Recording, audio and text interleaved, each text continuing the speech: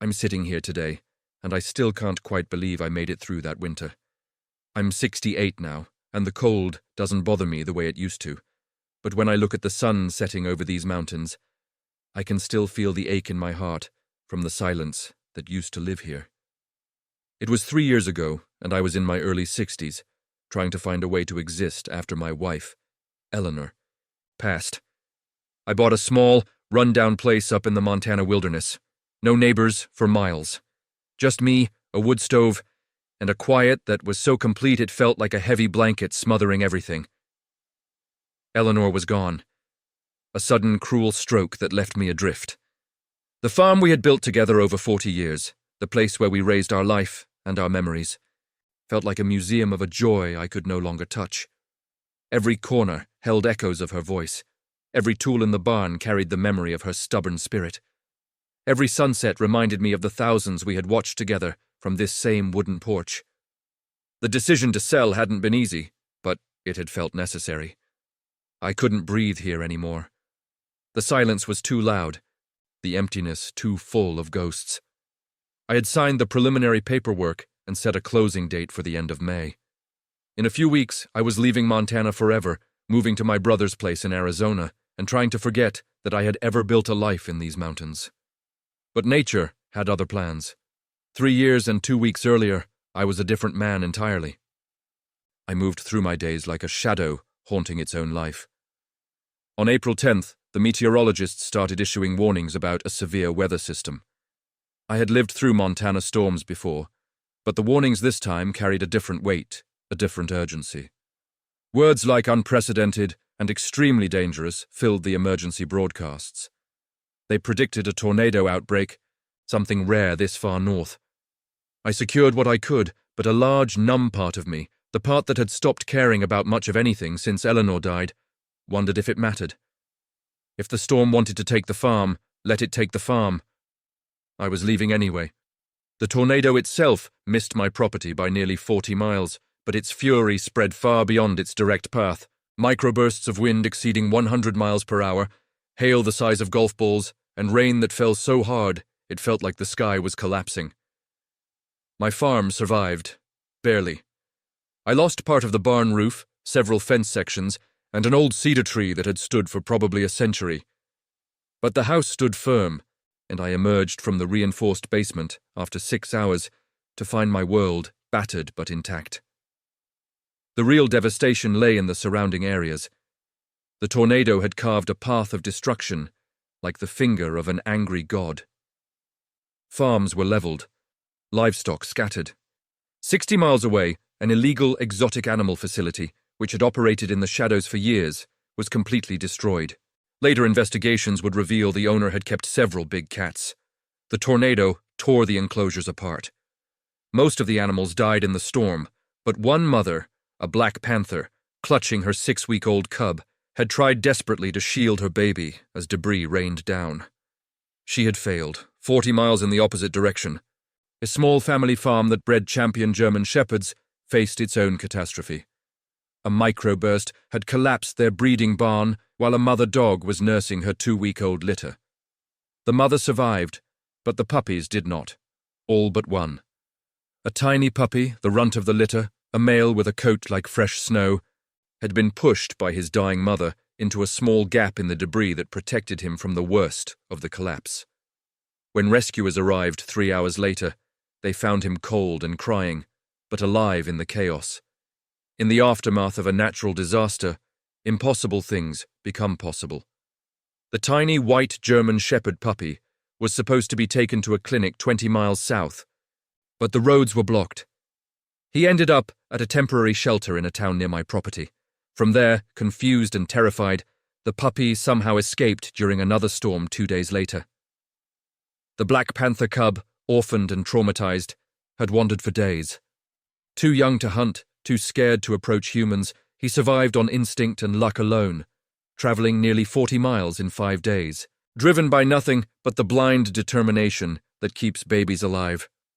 I knew none of this on April 16th, when I finally ventured out to assess the full damage to the back section of my barn, the part where Eleanor used to keep her potting supplies, the part I'd been avoiding even before the storm. The door creaked when I pushed it open. I stood in the doorway, letting my eyes adjust to the dim light filtering through gaps in the damaged roof. And then I heard it. A sound so small I almost missed it. A tiny mewing cry barely audible over the creaking of the old barn settling in the wind.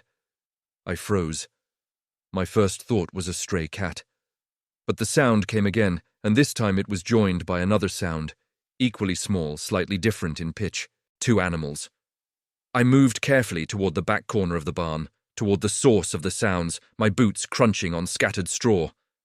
What I found made me stop breathing.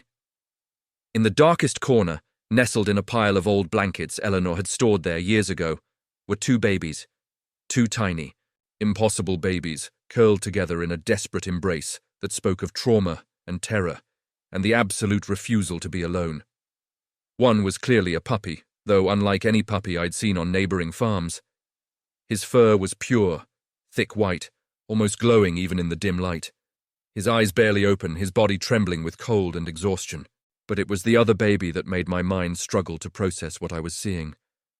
Black fur, sleek, even on an infant, with paws far too large for its body. A face that was feline but wrong for a domestic cat, too broad, too wild.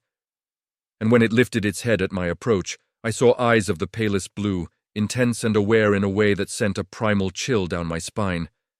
A panther cub, a baby black panther in my barn in Montana, sleeping in my dead wife's blankets, with a white puppy clutched in its tiny paws.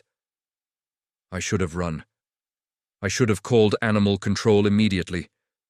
But instead, I found myself kneeling down, moving slowly, watching as both babies raised their heads to look at me with expressions of such desperate hope that my heart shattered into pieces. The puppy whimpered. The panther cub made a sound that was somewhere between a cry and a growl, protective and terrified at the same time. And when I reached out one shaking hand, both babies pressed closer together, as if they believed they could protect each other from the world. I sat down in the dirty straw and realized I was crying. Not just for these babies, though they were heartbreaking enough, but for Eleanor, for the farm I was supposed to abandon in 2 weeks, for the life I had been ready to give up because living hurt too much. Here, in the ruins left by a storm, 2 orphaned babies had found each other and chosen survival. And somehow looking at them, I felt something I hadn't felt since the day Eleanor died. I felt needed. I had no idea what I was doing when I carefully scooped up both babies, keeping them pressed against each other, even as I lifted them. I had no plan when I carried them into the house, their tiny bodies cold and fragile in my arms. I didn't think about laws or regulations or the hundreds of ways this could go wrong. I just knew with a certainty that went beyond logic that I could not separate them. The puppy and the panther cub had found each other in darkness and trauma, and they had decided to survive together. And I, who knew exactly what it felt like to be lost and alone and desperate for something to hold on to, understood that decision in my bones. I set them down on my kitchen floor, and they immediately curled back into each other. The white puppy tucking his head under the panther's chin, the black cub wrapping both front paws around the puppy's body. They fell asleep like that, breathing in sync, 2 heartbeats becoming one rhythm. I watched them for a long time. Then I picked up my phone and called the real estate agent. I was not selling the farm. Not now. Not until I figured out what to do with these babies. Not until I understood why the universe had dropped this impossible situation into my life at the exact moment I was ready to give up on everything. I had no way of knowing as I watched those 2 orphans sleep that they would become my salvation. That the widower who had been running from life was about to discover that sometimes the family that saves you comes in the most unexpected forms. That love doesn't follow the rules we think it should. I only knew that 2 babies were breathing, safe, and together. And for the first time in 8 months I had a reason to make sure tomorrow came. The first night was the hardest. I had no experience with exotic animals, limited experience with puppies, and absolutely no idea what a 6-week-old panther cub needed to survive. I called the local veterinarian at 8 in the evening, my hands shaking as I dialed. Dr. Patricia Chen answered on the 3rd ring. I explained the situation in a rush of words that probably sounded insane. A panther cub and a puppy found together in my barn, refusing to separate, and I needed help immediately. There was a long silence on the other end of the line. Then Dr. Chen said, "I will be there in 30 minutes. Do not try to feed them yet. Keep them warm. And Elias, this is going to get complicated very fast, Doctor." Chen arrived with her emergency kit and an expression that mixed professional concern with genuine shock. When she saw the panther cub and white puppy curled together on my kitchen floor, still pressed against each other like they were the only solid things in a collapsing world, her professional mask slipped. "Holy hell," she whispered. "That is actually a black panther." "I know," I said. "Do you understand what you have here?" Dr. Chen knelt down slowly. "That cub is probably from the exotic facility that was destroyed. The authorities have been looking for survivors." "They found each other," I said, my voice firmer than I expected. "They are keeping each other alive." Dr. Chen examined both babies. The puppy was approximately 2 weeks old, severely underweight and dehydrated. The panther cub was roughly 6 weeks old, also underweight. "They should both be dead," Dr. Chen said quietly. "The puppy should not have survived 3 days alone at that age. The panther cub should not have made it 5 days without his mother, but they found each other, and somehow that was enough." She prepared special formula for both babies. The puppy drank desperately. The panther cub was more hesitant, making small, protective growling sounds. "Talk to him," Dr. Chen instructed.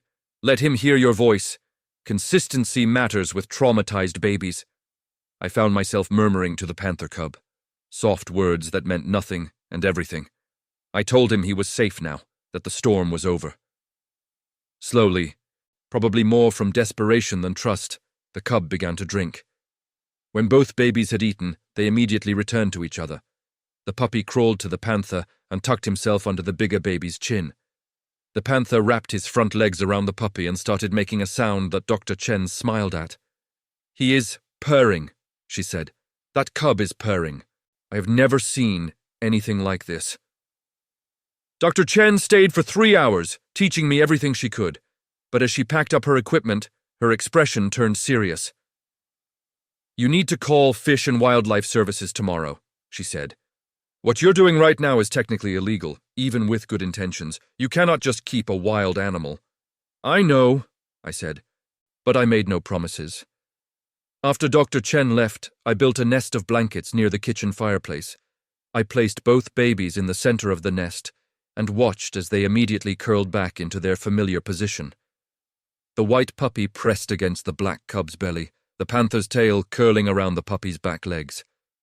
I pulled a chair close and sat down to keep watch. At 3 a.m, I finally understood why I was really sitting there.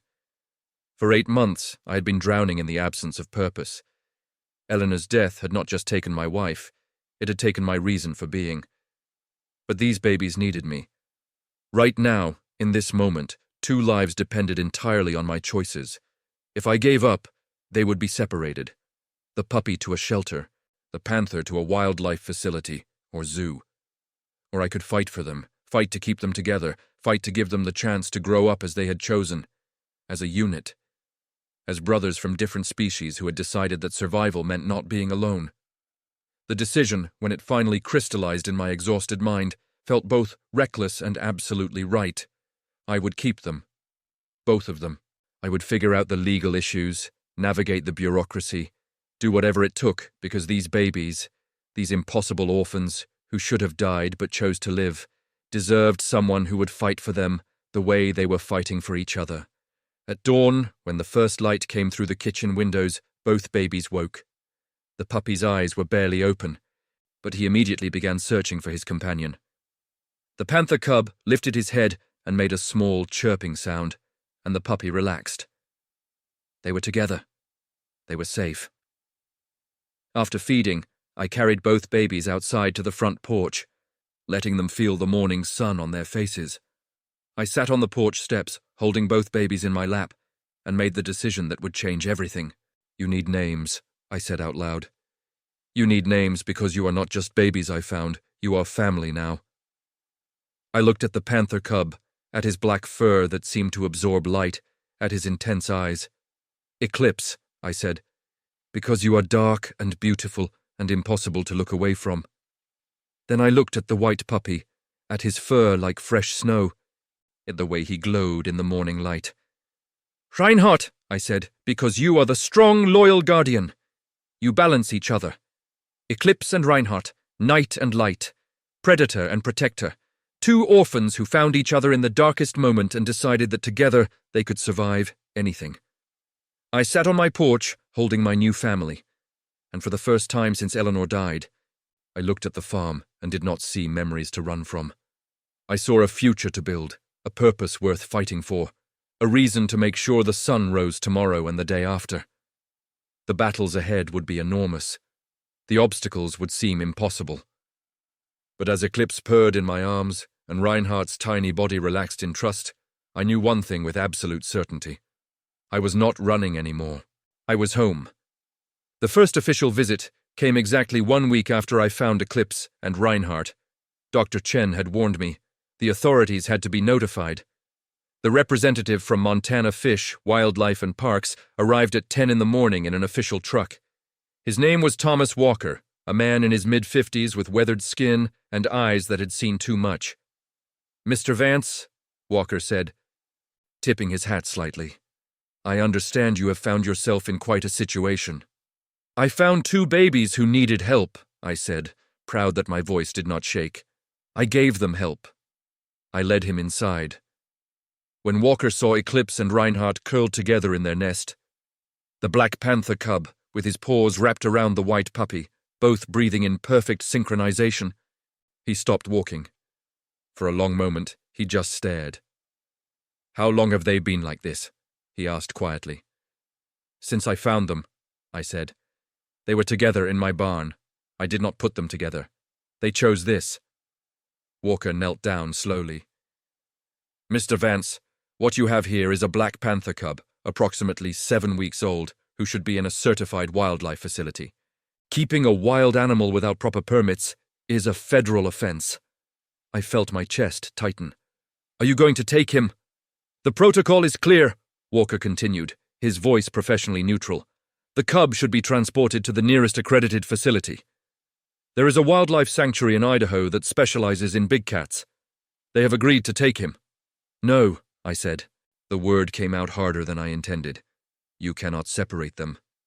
Mr. Vance, I understand you have formed an attachment, but that puppy is a domestic animal, and that cub is a wild predator.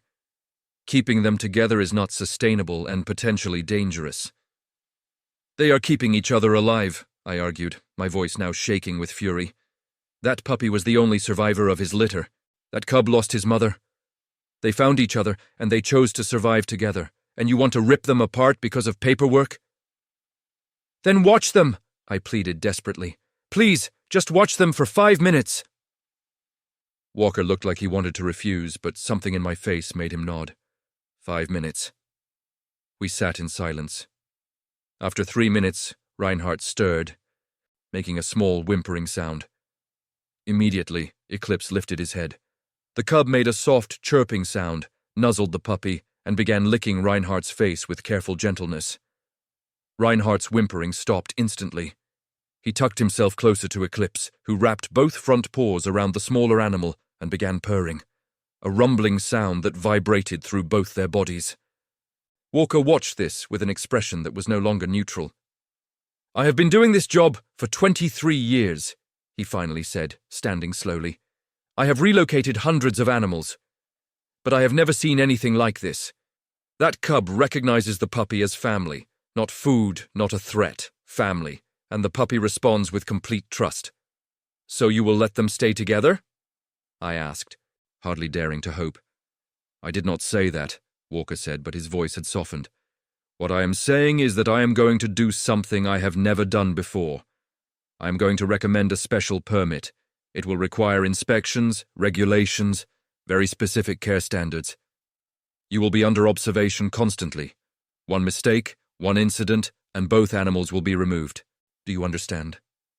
I felt tears burning my eyes. I understand. This is not going to be easy, Mr. Vance. That cub is going to grow to nearly 200 pounds.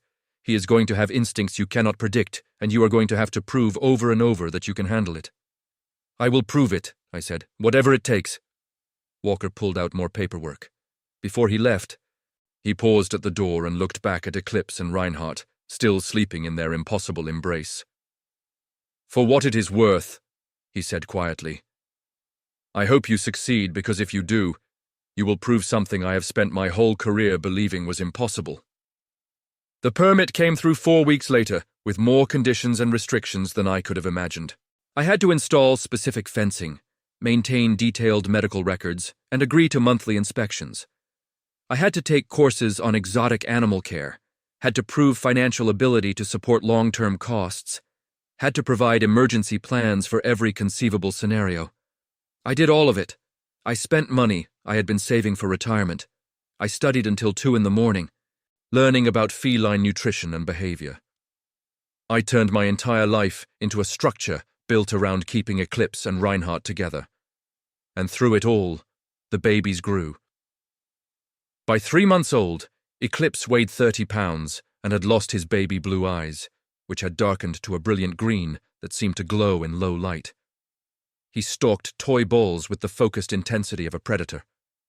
Reinhardt, at 3 months, was 25 pounds of fluffy white chaos. His eyes had fully opened to reveal a deep, serious brown that watched everything with intelligence. But no matter how much his protective instincts were developing, he remained gentle with Eclipse, letting the bigger cub wrestle and play rough in ways he would not have tolerated from any other animal. They still slept together every night. Every morning, I would find them in the same position they had been in that first day in the barn. Eclipse curled around Reinhardt, Reinhardt's head resting on Eclipse's paws, both breathing in sync. The first real test came when Eclipse was 6 months old and weighed nearly 60 pounds. We were on the property, under my constant supervision, when a young deer wandered onto the farm. The moment Eclipse caught the scent, everything changed. His entire body went rigid, his ears flattened, his eyes locked onto the buck with an intensity that made my blood run cold. This was not the playful cub I had raised. This was a predator, wild and ancient, responding to instincts carved into his DNA. Eclipse dropped into a crouch, his muscles bunched, his tail went absolutely still. This was the moment before the attack, the moment when choice disappeared and instinct took over. Eclipse began to move forward, each step placed with impossible silence, closing the distance with the patience of death itself. I couldn't move, couldn't breathe. This was it. This was the moment that would prove Walker and everyone else right.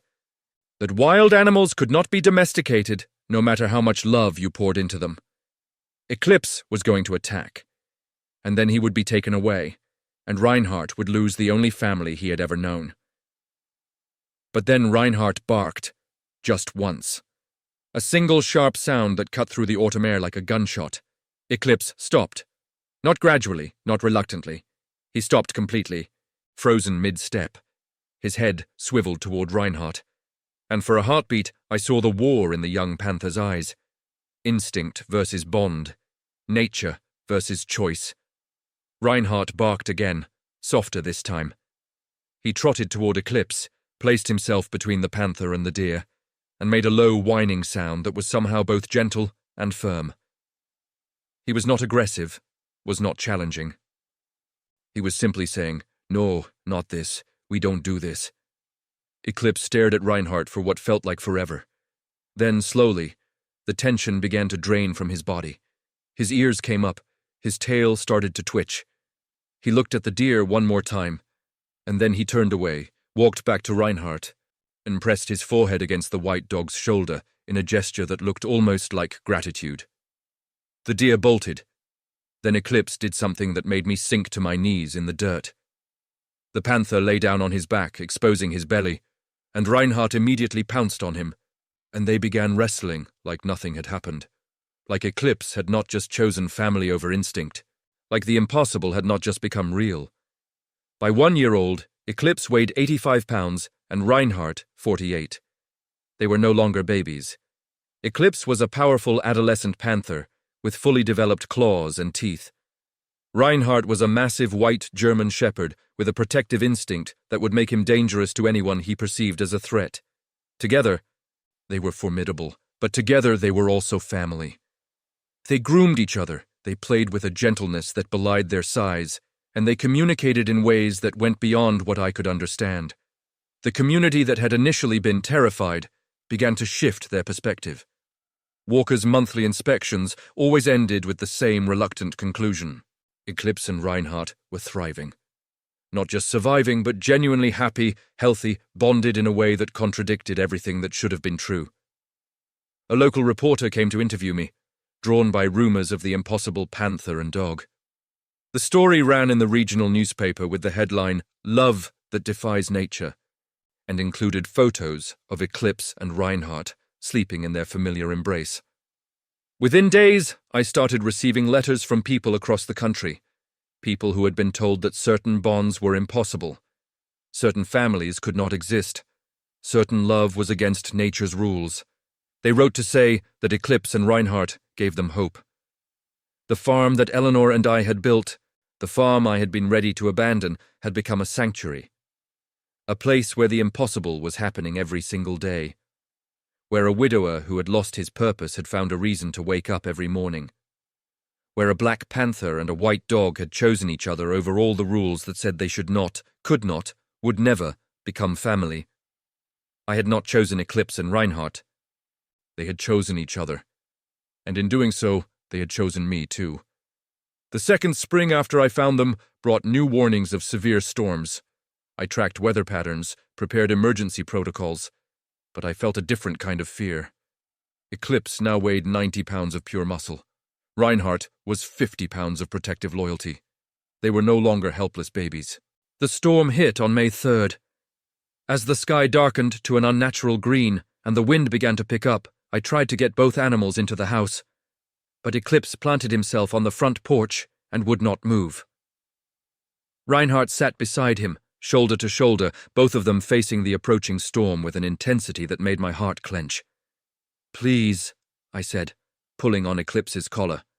"You need to come inside, it's not safe out here." Eclipse made a low, rumbling sound. He pressed against Reinhardt, and Reinhardt leaned back against him, and together they created a wall of determination that I could not move. "Fine," I said, fighting tears. "Then I'm staying with you."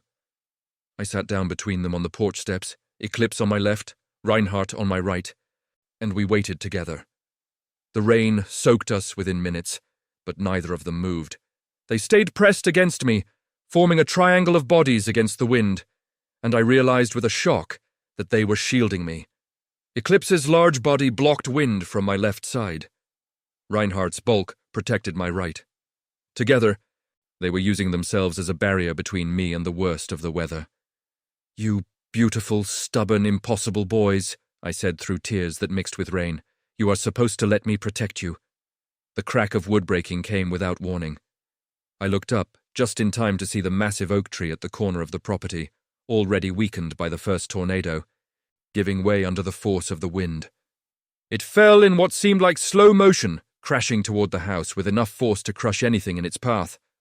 I did not have time to scream, did not have time to run, but Eclipse and Reinhardt moved in perfect synchronization. As if they shared one mind, they both lunged. Eclipse hit me from the left, Reinhardt from the right, and suddenly I was flying, propelled by 90 pounds and 50 pounds of muscle acting as one force. I hit the porch floor hard, the breath knocked out of me, Eclipse's body covering mine. Reinhardt pressed against my other side. The tree hit the porch where I had been sitting not 3 seconds earlier. Wood exploded. Debris rained down. The sound was like the end of the world, and then there was silence, except for the continuing rain and my ragged breathing and the feeling of two hearts beating against mine, fast, strong, and alive. Eclipse lifted his head and looked at me with those impossibly green eyes. Reinhardt did the same from the other side. They had saved my life, there was no question, no doubt. If they had not moved me, if they had not acted with that impossible coordination, I would be dead. I wrapped my arms around both of them and sobbed into their wet fur. "Thank you," I whispered. "Thank you. Thank you. Thank you." The story made the national news this time.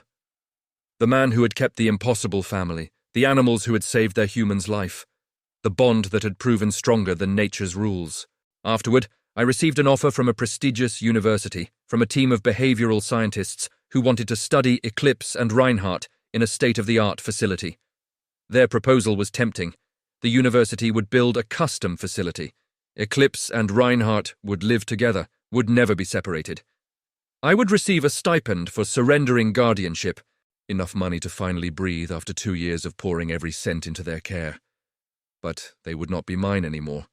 They would be research subjects, observed, studied, documented. They would live in luxury, but they would live in a laboratory.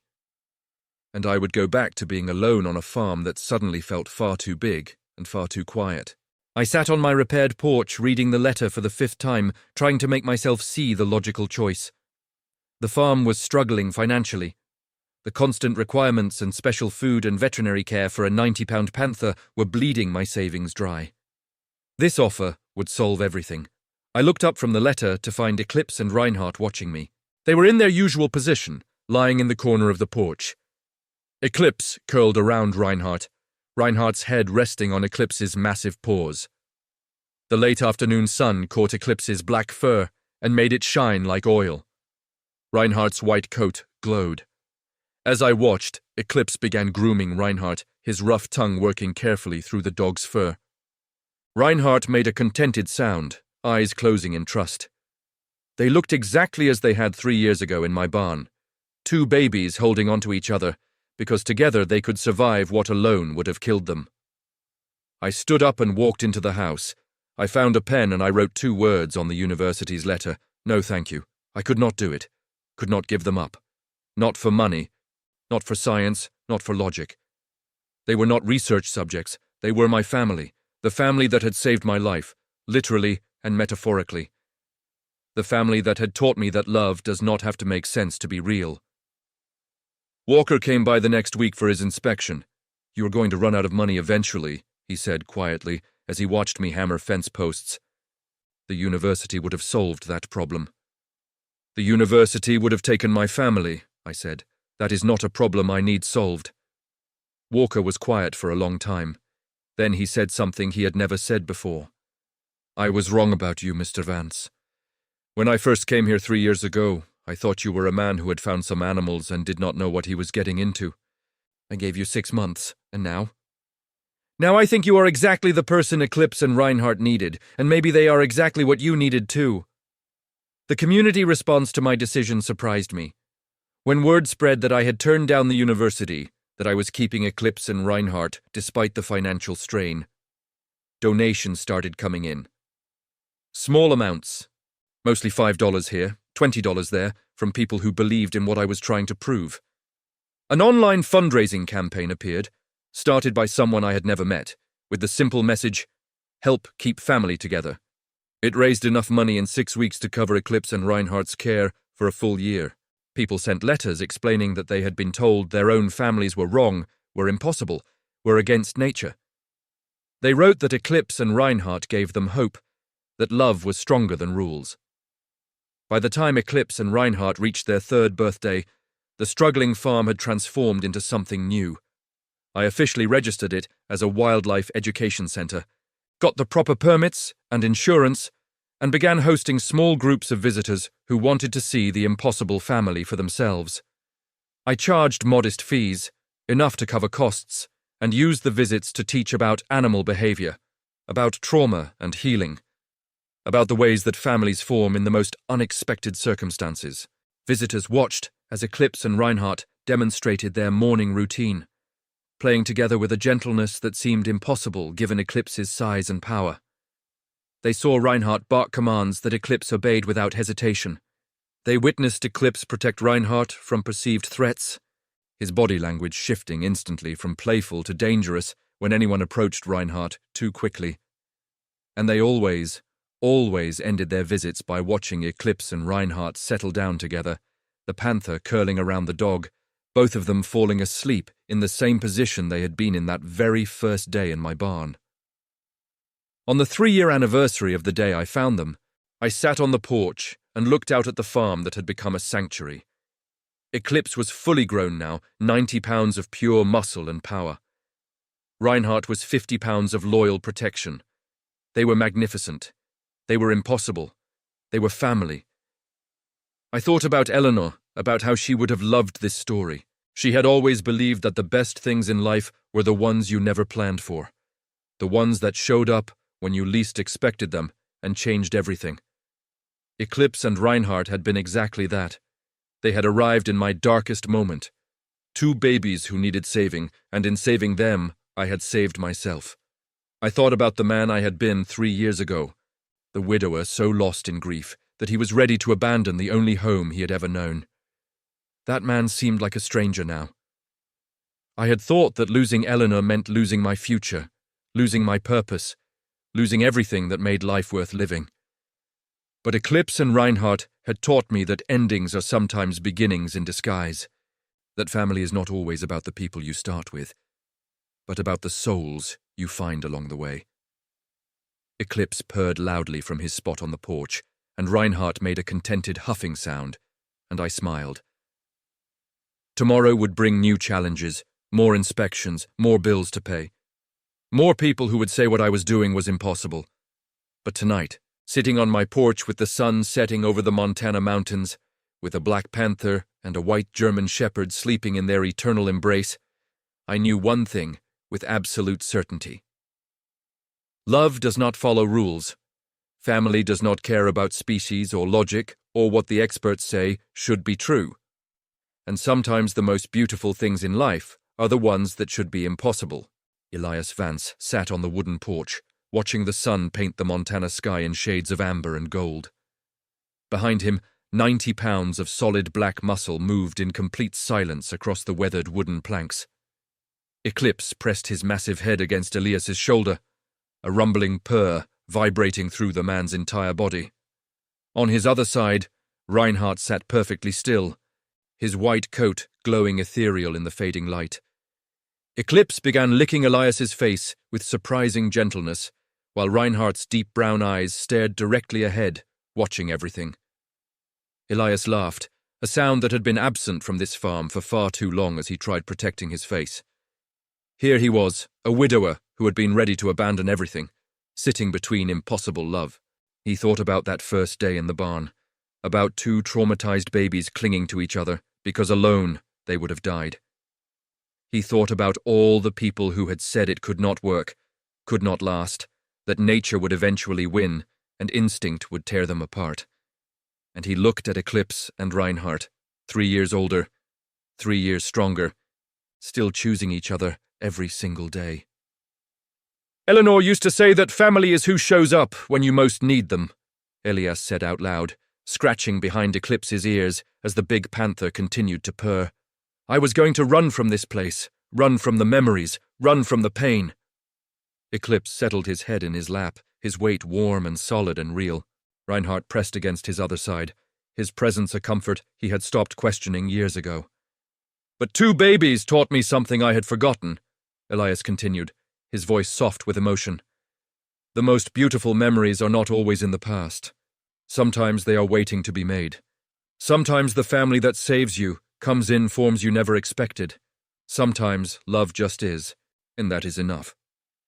As the sun set over the Montana mountains, Elias Vance sat surrounded by his impossible family. And for the first time in what felt like forever, he was not looking backward at what he had lost. He was looking forward to all the tomorrows that were still coming.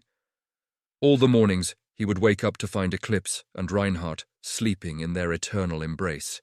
All the moments of joy and challenge and ordinary magic that came with loving someone who was not supposed to be yours, but who chose you anyway. Eclipse and Reinhardt had found each other in the wreckage of a storm. They had decided to survive together. And in doing so, they had taught a grieving widower that hope does not always look like you expect it to, that family is not about matching the picture in your head, but about recognizing the souls that match yours. And that sometimes the most powerful thing you can do is simply refuse to give up on love, even when everyone tells you it is impossible. Elias Vance smiled as Eclipse purred and Reinhardt leaned into his side, and he knew with absolute certainty that he was exactly where he was meant to be, home with his family. The family that should not exist, but did. The family that proved every single day that love is stronger than rules, that choice is more powerful than biology, and that sometimes Just sometimes, impossible is just another word for miracle. I stood there, looking at that university letter with the word no scrawled across it. It was the moment the reality of my choice hit me, not with the terror of a storm, but with the quiet, chilling dread of a man choosing financial ruin for the sake of two animals. I had guaranteed their future, but I had threatened my own. I walked back out onto the porch. Eclipse and Reinhardt hadn't moved. They were the stillness at the center of my chaos.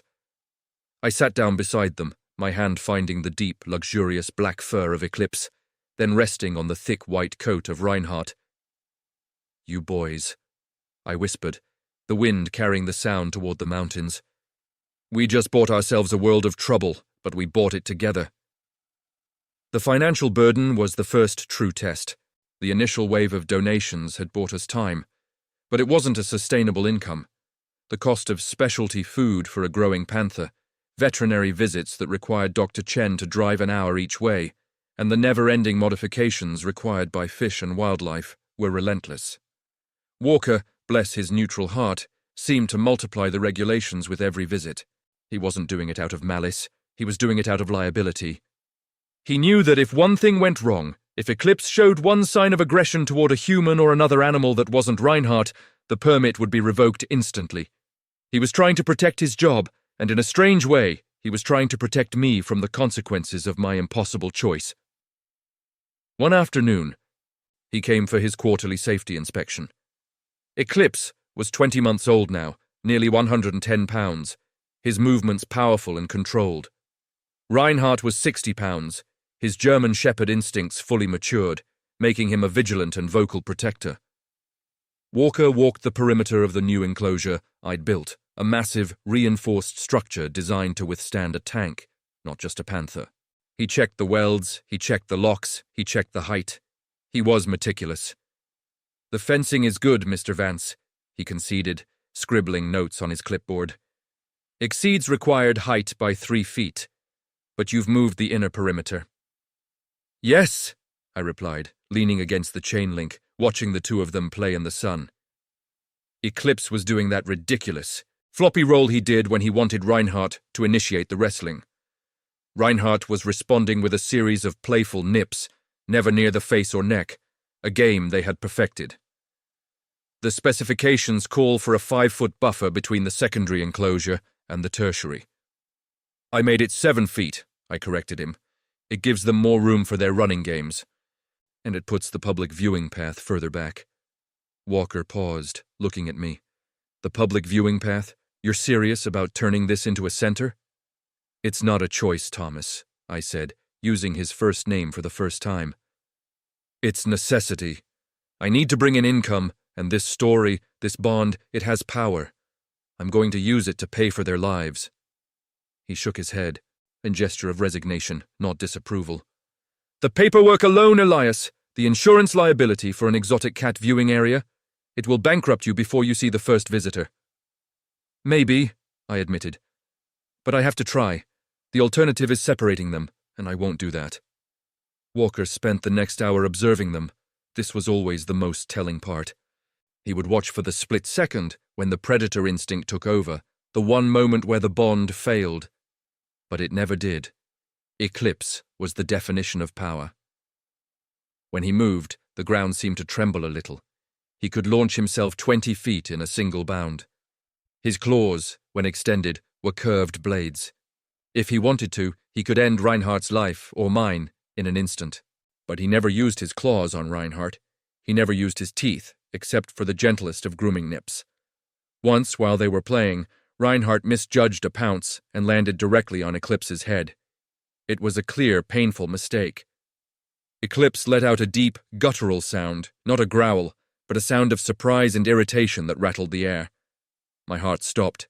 I tensed, ready to intervene, ready for the violence that logic said had to happen. Reinhardt froze immediately, tail tucked, ears back. He knew he had crossed a line. Eclipse just shook his head once, a massive, muscular shake. Then, he did something utterly disarming. He pushed his nose into Reinhardt's side, nudged him gently, and then slowly, deliberately, lay down on his back again, exposing his belly. It was the ultimate gesture of submission and trust, a clear signal. It's okay, we are fine. Start over. Reinhardt, understanding the message perfectly, immediately went back to his playful nips, but this time with meticulous care. Walker watched the entire interaction. He put his clipboard down and massaged the bridge of his nose. In the wild, he said, his voice low. That dog would be dead, or at least severely corrected. That level of restraint, that deliberate choice to de-escalate, He searched for the word. It's not normal feline behavior, Elias. It's a form of learned social parenting. The dog is his family hierarchy. He respects it above instinct. They taught each other, Thomas, I said, feeling a familiar pride swell in my chest. Reinhardt taught him how to be gentle. Eclipse taught Reinhardt how to be silent. They are better together than they ever could be alone. Walker nodded slowly. I've filed the paperwork for the education center, Elias. But you will have to hire security for the viewing path, and you need a dedicated, licensed handler on site when the public is present. Your farm insurance is worthless now. You need a specialized liability policy. Where do I find a dedicated, licensed handler who is willing to work for minimum wage in the middle of Montana with a dog and a panther? I asked, frustration finally breaking through. You don't, Walker said simply. You'll do it yourself, and you'll go broke doing it. He left me with that chilling truth, but it didn't feel like a condemnation. It felt like a warning from a friend. I spent the next 6 months turning the farm upside down. I sold the old tractor Eleanor and I had bought 20 years ago. I sold off a small piece of land down by the river. Every cent went into reinforced steel, double-entry security gates, and the astronomical premiums for the new liability insurance. The educational center was born out of desperation, but it was sustained by the sheer power of their story. The first visitors came in small groups, mostly friends of friends, people from the regional town who were curious or skeptical. They paid $20 each to stand safely behind a 5-foot buffer and a 10-foot fence, and they listened to me talk. I didn't give them a scientific lecture. I gave them a depoimento, a continuous, stream of consciousness narrative of loss, grief, and unexpected redemption. I talked about Eleanor, about the silence in the house, about signing the papers to sell, and about the sheer mind-bending terror of seeing the black cub and the white puppy in the darkest corner of the barn.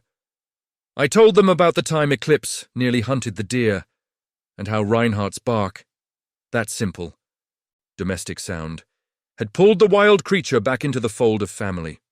I talked about the day they saved my life from the falling oak tree, how they moved as one, without thought, only instinctive loyalty. People didn't come back because of the facts. They came back because of the feeling. The story resonated with anyone who had ever experienced deep loss, or who had ever found family in the most unlikely of places. It was a story about choosing love over logic, choosing hope over despair. It was a story about how sometimes the most broken things can heal each other. The money started to trickle in. Not enough to make me rich, but enough to pay the monthly costs. I hired a local college student, a quiet young woman named Clara, to manage the scheduling and the basic accounting. She was terrified of Eclipse at first, but after a week of watching him and Reinhardt interact, her fear turned into fascinated respect. The bond between the two animals continued to deepen, manifesting in ways that were subtle but profound. They developed a precise communication pattern around food. Eclipse, despite his size and the sheer power of his appetite, would never start eating his meal until Reinhardt had taken his first bite. If I gave Eclipse his bowl first, he would nudge it with his nose, look at Reinhardt's empty bowl, and wait. If I tried to trick them and delay giving Reinhardt his food, Eclipse would stop purring and start making a low, distressed chuffing sound. It was his way of saying, "My brother is not safe." Reinhardt, in turn, learned how to use his small size to his advantage. When they were out on the property, Reinhardt was always the scout. He would run ahead sniffing the wind, his ears swiveling. If he detected danger, a coyote, a strange vehicle, an unusual noise, he wouldn't bark. He would perform a specific maneuver, a quick, tight turn, a drop of his shoulder, and a single silent glance back at Eclipse. Eclipse, moving 20 yards behind him, would immediately drop into a silent crouch, his black body melting into the shadows, his brilliant green eyes locked on Reinhardt for the next instruction. It was a true predator-prey dynamic, perfectly inverted. The prey animal was the leader, and the top predator was the loyal subordinate. This shared language was essential one cold December morning. I was working outside the viewing area, clearing snow, when a pack of 3 coyotes wandered onto the far end of the property, drawn by the scent of meat scraps I hadn't properly disposed of the night before. I didn't see them at first, but Reinhardt did. He was inside the main enclosure with Eclipse. Reinhardt went rigid, nose twitching. He saw the coyotes, who were far too confident and far too close to the perimeter. Reinhardt immediately performed his silent signal, the turn, the drop, the glance. Eclipse saw the signal, he saw the coyotes, and he reacted, not with a roar, not with a pounce. He reacted with a speed and efficiency that was terrifying. He didn't move toward the threat, he moved toward me.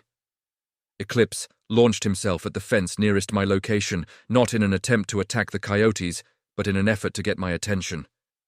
He didn't roar, but he let out a series of short, sharp, explosive chuffs, hitting the fence with his massive paws, his eyes wide and panicked, looking from me to the direction of the coyotes and back again. He was not communicating rage. He was communicating urgent warning. I looked where he was indicating and saw the 3 coyotes, still unaware of the panther, but now creeping closer to my position. They didn't see the panther as the threat, they saw me as their only potential prey. I grabbed the heavy shovel I was using to clear snow. The coyotes froze when they saw me, but they didn't run. They held their ground, confident in their numbers. Suddenly, a sound came from the enclosure that was unlike anything I had ever heard before. It wasn't the chuff of a panther. It was the deep, resonant, booming roar of a fully mature black leopard. It was pure, primal sound, a note of absolute dominance that vibrated through the air, through the ground, and straight into my chest. The 3 coyotes didn't hesitate. They tucked their tails and vanished, bolting back into the woods without a single glance back. I stood there, breathing hard, the shovel still clutched in my hand. Then I looked back at the enclosure. Eclipse was standing perfectly still, his fur slightly raised, his green eyes burning with a wild fire. Reinhardt was standing directly in front of him, nose pointed toward the vanished coyotes, his low, rumbling growl a counterpoint to the fading echo of Eclipse's roar. Eclipse had waited until he knew I was aware of the threat, and then he had deployed the most potent weapon he possessed. A sound designed over millennia to tell every creature in the forest, "You are on my land," and he had used it to protect me. Reinhardt walked back to me, nudged the fence, and let out a soft, relieved whine. "The danger is gone, Dad. We got it." I lowered the shovel and walked over to them, running my hands over the cold steel of the fence. "I need to close the center for the day," I muttered. "I need a minute." I went inside and called Clara. I sat down at my kitchen table, staring out the window at the snow-covered yard, and I finally understood the true nature of the bond I was guarding. It wasn't just a puppy that was keeping a panther sane. It was a family unit protecting its own territory and its own fragile human leader. The sheer, overwhelming responsibility of it all settled on me again. I was Elias Vance, a simple widower who wanted to leave Montana, and now I was the sole guardian of an impossible family. A fragile miracle that contradicted every law of nature and government. I thought about Thomas Walker, the man who knew the law, but chose to bend it for me. I needed to show him, show the state, show the world that this was not a temporary anomaly, this was a life. I opened my laptop and started writing grant proposals. I was not asking for money for the animals. I was asking for money for research and education. I framed the center as a unique, one-of-a-kind, real-world study on interspecies bonding, trauma recovery, and the limits of instinct. I leveraged Dr. Chen's reluctant but highly detailed veterinary notes. I included Clara's meticulous visitor logs. I needed to transform the story from a local curiosity into a globally significant case study. It was the only way to generate enough income to secure their future, and mine. I received a response from a small private foundation in Wyoming, focused on ethical wildlife care. They wanted to send a representative, not a government agent, not a scientist, but a patron, someone who cared about the mission more than the paperwork. 3 weeks later, Mrs. Evelyn Hayes arrived. She was in her late 70s, impeccably dressed, with hair the color of fresh snow and eyes that were the sharpest blue I had ever seen. She looked like a museum trustee, not a wildlife patron. She arrived in a well-maintained SUV, not an official truck, and she brought with her a small, hand-knitted blanket, a simple, absurd gift. I met her on the porch, my hands sweaty. This was the most important meeting of my life. She wasn't an inspector, she was my potential salvation. "Mr. Vance," she said, her voice clear and precise, with a slight accent that suggested Boston or New York. "You have quite the reputation around the Western foundations, the man who said no to Harvard for a dog and a panther." "It was a university offer, ma'am, not specifically Harvard," I corrected, feeling foolishly defensive. "Same difference," she waved dismissively. "It means you chose heart over logic. My foundation respects that." She spent an hour touring the center, asking intelligent, pointed questions about enrichment, diet, and escape protocols. Then she asked to see the two of them interact without the barrier. This was the final test. I took her into the house, which was their sanctuary, their safe, non-official space. Eclipse and Reinhardt were lying by the fireplace, exactly as they had been 3 years ago, Eclipse curled around Reinhardt. They were accustomed to my presence, but a new human was always an event. Reinhardt immediately sat up, gave a low, questioning growl, and positioned his body between Mrs. Hayes and Eclipse. He wasn't aggressive. He was the first line of defense, the interrogator. Eclipse, meanwhile, remained relaxed, watching her through half-closed, brilliant green eyes. He trusted Reinhardt's judgment, implicitly. If Reinhardt was calm, Eclipse was calm. Mrs. Hayes didn't approach. She simply stood in the middle of the room, taking them both in. Then she did something strange. She spoke, not to me, but to Reinhardt. "Hello, young man," she said, her voice soft and maternal. "You have quite the charge, don't you?" Reinhardt's ears twitched. He made a soft, rumbling noise in his chest, a sound I rarely heard him make for strangers. It was a sound of cautious acceptance. Mrs. Hayes then walked slowly, deliberately, to a leather armchair opposite the fireplace and sat down. She settled in, ignoring the presence of the 110-pound black leopard watching her every move. "Elias," she said, looking at me, "tell me about Eleanor. Not the animals. Tell me about the woman who owned this farm before the storm." I blinked, surprised by the sudden shift. But the request felt genuine. I pulled up a chair, and for the first time in years, I talked about Eleanor, her stubbornness, her passion for the overgrown garden, the way she used to hum off-key while doing the dishes. I talked about the silence after she was gone, the crushing weight of a house built for two that was now occupied by one. As I talked, something remarkable happened. Eclipse, having watched Reinhardt's calm and having listened to the rhythm of my voice, slowly unwound himself from around his dog brother. He stretched, a massive, fluid movement of muscle and grace, and then he walked slowly across the room, past Mrs. Hayes, and rubbed his enormous head against my leg.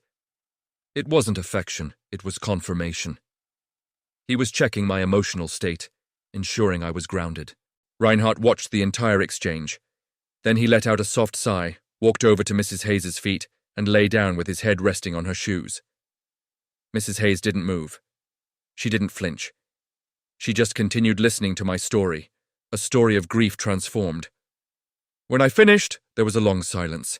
She reached down and scratched Reinhardt behind his ears. "Elias," she finally said, her voice husky. "The bond between a man and his dog is nothing new. The bond between a panther and a dog is a scientific anomaly. But the bond between a man who has lost everything and the two impossible creatures who pulled him back from the precipice, that is the miracle you are guarding." She looked up at me, a genuine smile on her face. "My foundation will be making a grant to the Elias Vance Wildlife Education Center for 3 years of operational costs, including veterinary care and a full-time state-licensed security manager. This is not a donation. It is an investment in hope. I want the world to know that love is stronger than loss and that family is always a choice. I didn't know how to respond. The fear that had been gnawing at my gut for 3 years, the financial anxiety, the constant worry that I couldn't provide, it evaporated in an instant. "Mrs. Hayes," I stammered, I don't know what to say." "Say thank you to your boys," she replied, gently pushing Reinhardt's head off her shoe. "They were the ones who passed the test." The following years became the beautiful, impossible life I had unknowingly built.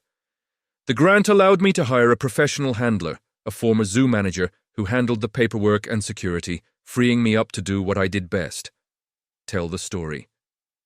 The educational center thrived. Buses came from local schools, not just to see the panther and the dog, but to hear the story of Elias and his impossible family. Eclipse grew to a magnificent 140 pounds. Reinhardt, a powerful 65-pound German shepherd, walked with a confidence that belied his size. They were inseparable, the black shadow and the white light, the perfect duality.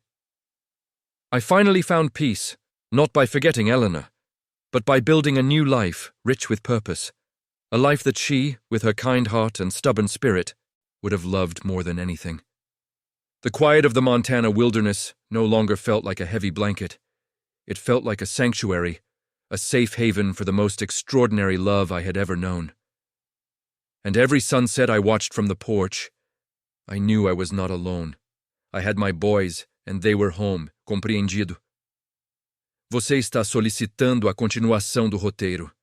Conforme o nosso plano, continuarei a narrativa de Elias Vance, Eclipse e Reinhardt, expandindo a história para atingir a densidade e o comprimento de um depoimento de vida real, regra 10, e mantendo todas as regras de formatação, linguagem para 60+ em inglês, leitura contínua, sem títulos.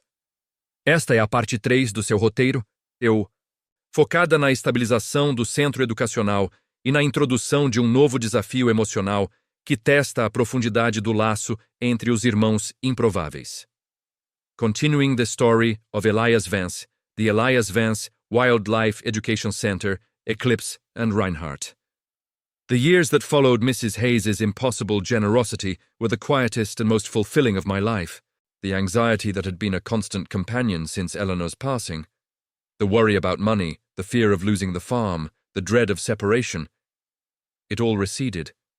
The grant provided stability, and the center, now fully operational, gave me purpose. I wasn't just Elias Vance, the grieving widower. I was Elias Vance, the caretaker of the miracle. The routine itself became a meditation. Every day began the same way. The morning feeding, the precise choreography of safety checks, and then the long, shared walks across the property before the visitors arrived. Eclipse, now fully mature at 150 pounds, a sleek, powerful shadow, moved with the silent, fluid grace of a river. Reinhardt, my loyal, massive German shepherd, was his anchor, his bright, bustling energy a stark contrast to the panther's stillness. On those walks, I never needed a leash for either of them. They moved as a single organism. Reinhardt would patrol the perimeter, sniffing the wind, his bark reserved only for genuine, immediate threats. Eclipse would walk just behind me, his massive paws falling exactly where mine had stepped, leaving a double print in the dirt.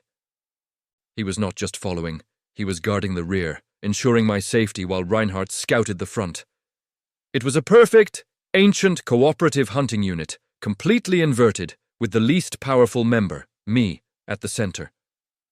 The visitors to the education center saw the spectacle, but they listened for the story. I stopped charging admission and started accepting donations. The story was the currency. I told them about the night I found the babies, and I watched their faces change, from skeptical curiosity to open, vulnerable awe.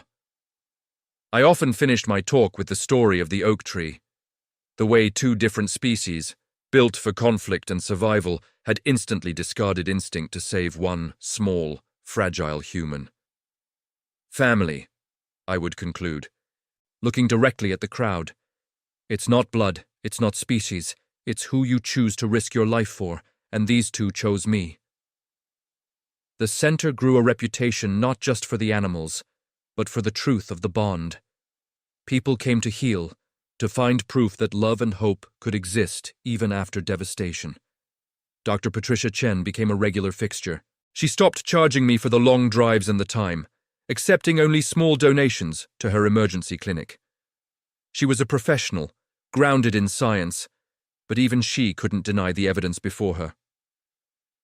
"I monitor his vitals monthly, Elias," she told me once, leaning against the fence, watching Eclipse play wrestle with Reinhardt. "Every physical metric says he's a wild predator, but his behavior? The purring, the restraint, the way he lets Reinhardt groom him, it's completely domestic. He sees that dog not as a companion, but as a sibling." But the constant miracle of their bond couldn't stop the relentless march of time. Reinhardt was approaching 5 years old, a young adult in the prime of his life. Eclipse was just turning 6, reaching his full physical maturity.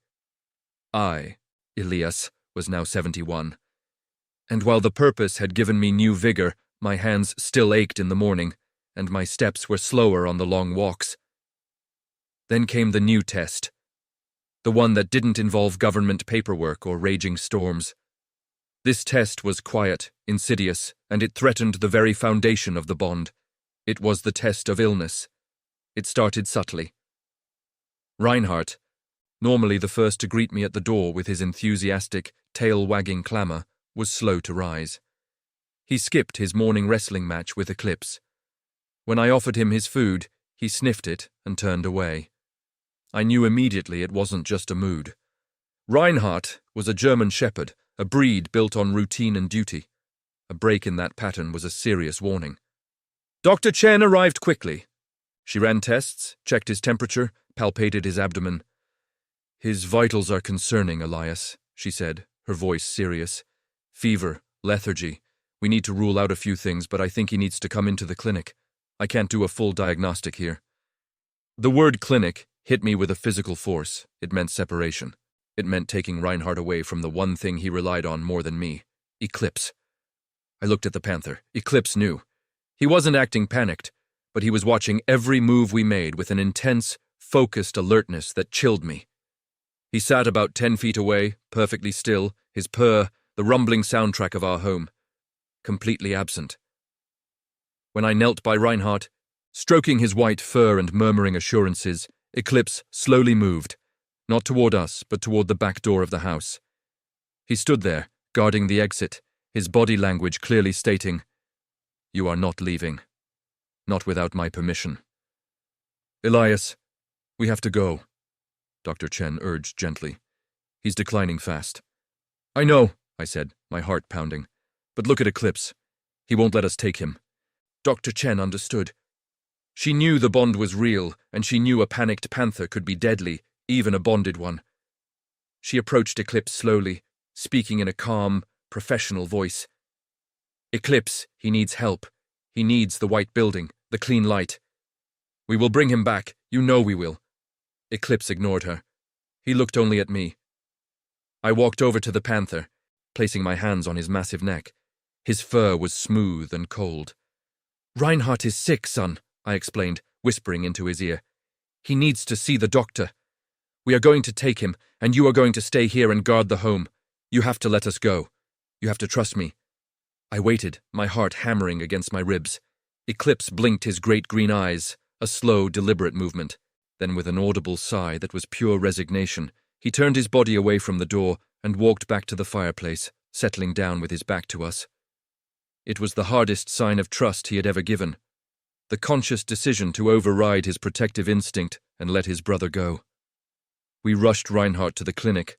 The diagnostic process was agonizing. Blood work, x-rays, worried looks from Dr. Chen and her staff.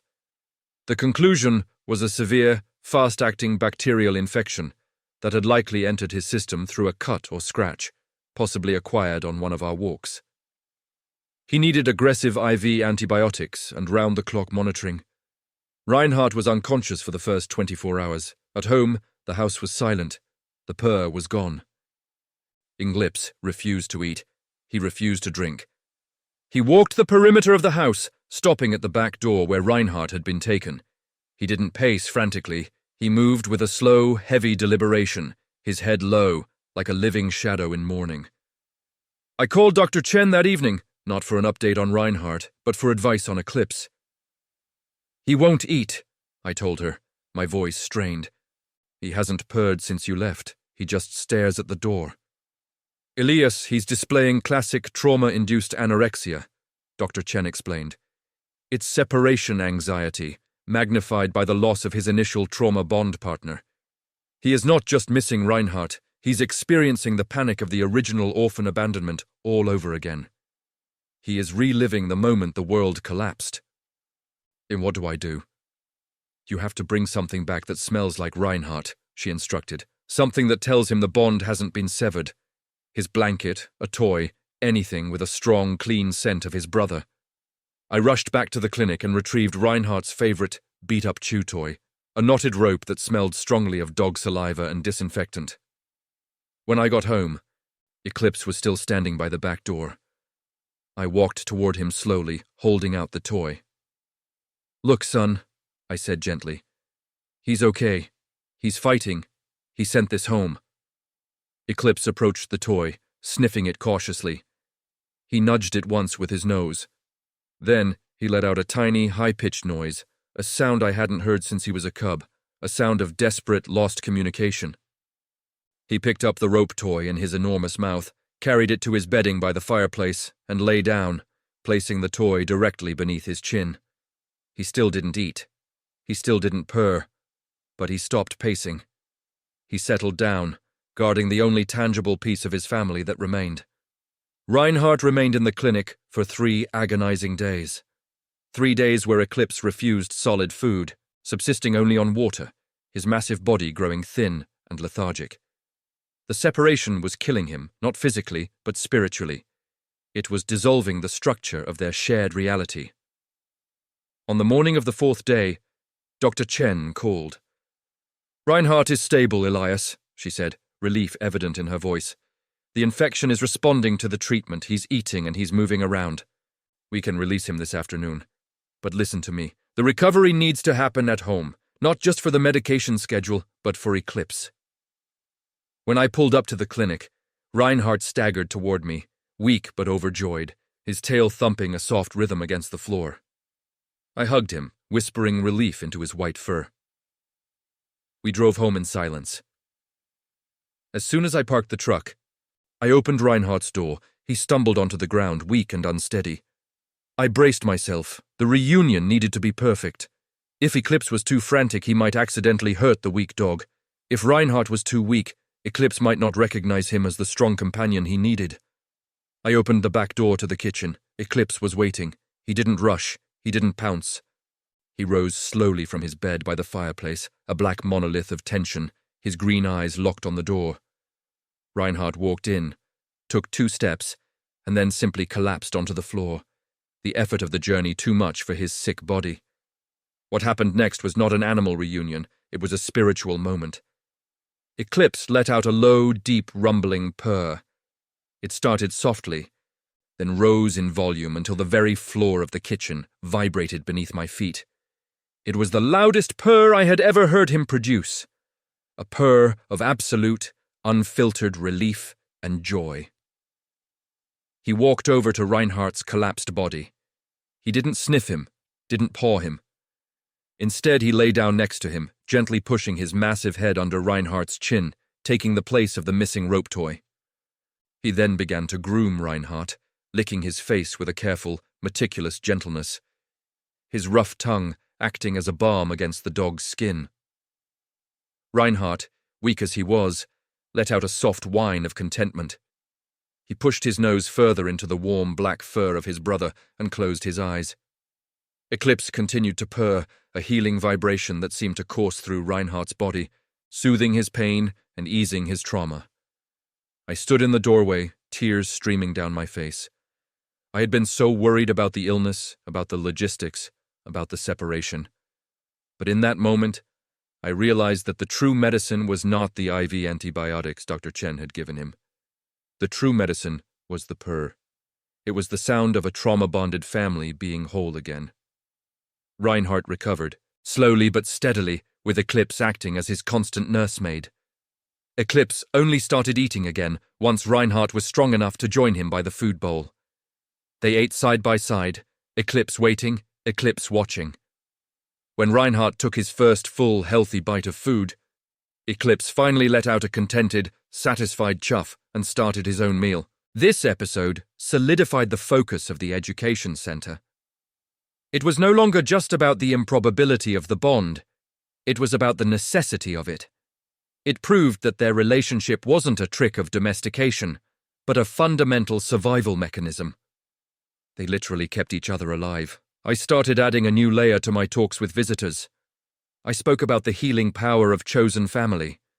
I spoke about the deep grief of separation and the trauma of being alone. I pointed to the two of them, the black shadow and the white light, often napping together, Eclipse's massive paws gently draped over Reinhardt's back. They did not ask for the storm, I would tell the crowd. They did not ask to lose their mothers, but they chose to build a new life, a new purpose together. And by doing so, they gave me back my own purpose. They taught me that the opposite of grief isn't happiness. The opposite of grief is connection. I began planning for the future, a future that stretched decades, a future where both animals would eventually age and leave me. I had to ensure their story, their legacy, survived us all. I started working with a foundation lawyer to establish a trust for the center, a way to ensure that after I was gone, the bond, the physical sanctuary I had built, would remain. I was no longer running from the future. I was building it, brick by careful, intentional brick, grounded by the steady, purring presence of my impossible sons. But nature, as always, had one more, final test waiting, and this time it was a test of my own will, a decision that would determine the final meaning of my life with Eclipse and Reinhardt. The years that followed Reinhardt's illness were the golden age of the center. The financial security provided by Mrs. Hayes's foundation, the trust from the government, and the quiet acceptance from the local community. It all allowed me to finally step back from the fight for survival and simply live the miracle. Eclipse, reaching his physical peak at 7, 8, and 9 years old, was a sight to behold. He grew heavier, settled, but lost none of his magnificent, fluid grace. He carried the weight of his purpose with a profound dignity. Reinhardt, my loyal white shadow, was always there, still the scout, still the gentle protector, but now with a touch of gray starting to dust his muzzle. We built an extended enclosure for them, a massive wooded habitat that mirrored the Montana forest, allowing them the freedom of space while maintaining absolute security. It was necessary for Eclipse's well-being, but even more so for Reinhardt's. As the years turned, the dog needed more room to move, more space to be the strong, capable companion he still insisted on being. I spent those years documenting everything, not just for the center, but for myself. I recorded the precise communication between them. The chuff of relief when they were reunited, the rattle purr Eclipse made only when Reinhardt was sleeping on him, the specific way Reinhardt would nudge his brother's massive jaw when it was time to come inside. I realized I wasn't just guarding a home. I was curating a library of love. As I entered my late 70s, the weight of the future began to press down again. Not with fear of money, but with the cold, hard logic of biology. A large German shepherd's lifespan is cruelly short. A Black Panther's is longer, but still finite.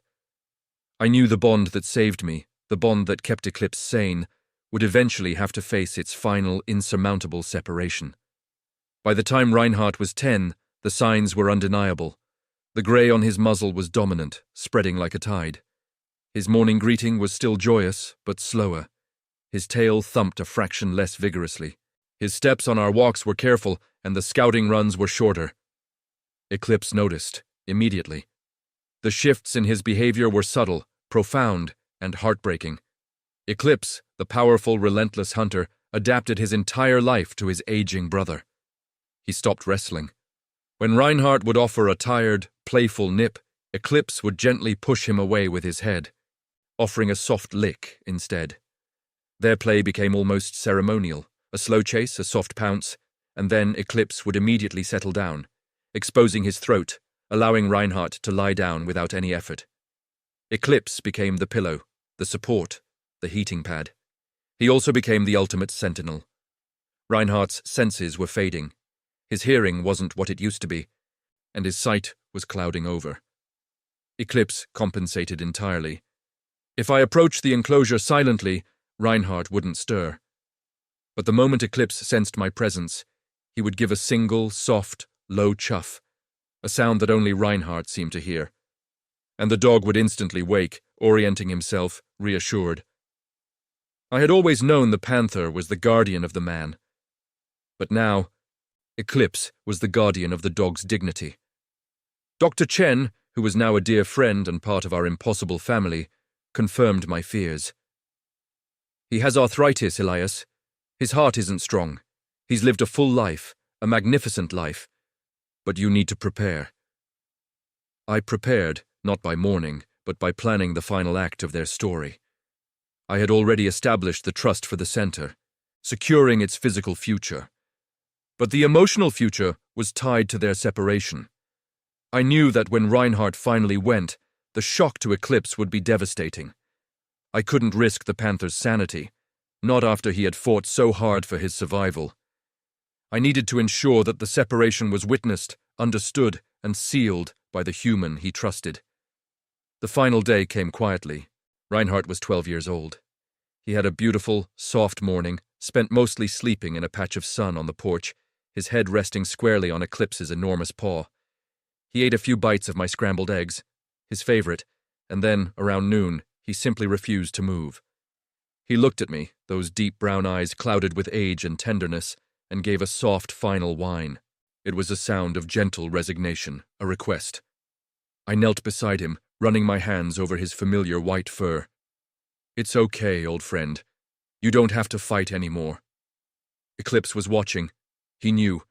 His purr was gone, replaced by a low, consistent, mournful rumble in his chest, a sound that carried the heavy knowledge of loss. He nudged Reinhardt's nose one last time, a final communion. I called Dr. Chen. She came to the house, not as a vet, but as the final witness. We moved Reinhardt to his favorite spot by the fireplace. Eclipse followed, watching every slow, deliberate step. Dr. Chen administered the final sedative. As Reinhardt's breathing slowed, as his body relaxed into the final slumber, Eclipse did something I will never forget. He lowered his massive body onto the floor, wrapping his heavy, muscular tail entirely around Reinhardt's back legs. He put his head next to Reinhardt's head, their noses touching. And then he let out a long, shuddering, drawn-out wail. It was not a growl, it was not a roar, it was a sound of profound grief, a deep, human-like sound of mourning that tore through the air and broke my heart into 1,000 pieces. It was the sound of the wild, lost cub, finally weeping for the abandonment he could no longer fight. Dr. Chen confirmed the passing quietly. I waited. I let Eclipse mourn. I sat with the two of them for 2 hours, the black shadow guarding the white light, the sound of the low, heartbreaking purr eventually returning, a broken, rhythmic sound of final sorrow. When I finally stood up, I gently separated them. I held Eclipse's head in my hands. He's gone, son. He's not coming back. He's safe. He's at peace. I needed Eclipse to see the closure. We carried Reinhardt's body out of the house, wrapped in his favorite blanket, and buried him in the highest field on the property, the spot where he and Eclipse always watched the sunset. Eclipse watched every step of the process. He watched the earth settle over the grave. He watched me place a large, smooth riverstone as a marker. He saw the finality, and then he simply turned and walked back into the house. He walked straight to the fireplace and lay down in their shared spot and went to sleep. The house was silent again. But this time, the silence was different.